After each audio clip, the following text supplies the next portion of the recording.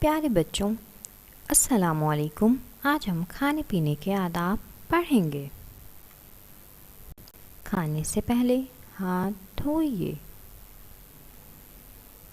बिस्मिल्लाह पढ़िए, दाएं हाथ से खाइए,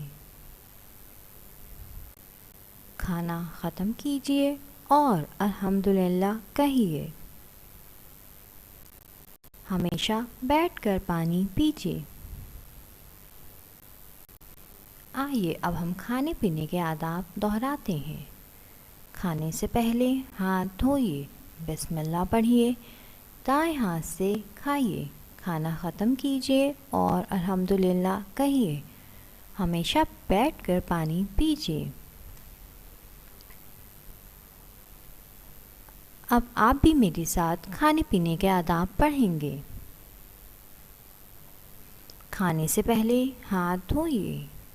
खाने से पहले क्या करना चाहिए? खाने से पहले हमें हाथ धोने चाहिए। बिस्मिल्लाह पढ़िए, फिर हमें बिस्मिल्लाह पढ़नी चाहिए। दाएं हाथ से खाइए, खाना हमेशा सीधे हाथ से खाना चाहिए। खाना ख़त्म कीजिए और अल्हम्दुलिल्लाह कहिए। खाना ख़त्म करने के बाद हमें अल्हम्दुलिल्लाह कहकर अल्लाह ताला का शुक्र अदा करना चाहिए।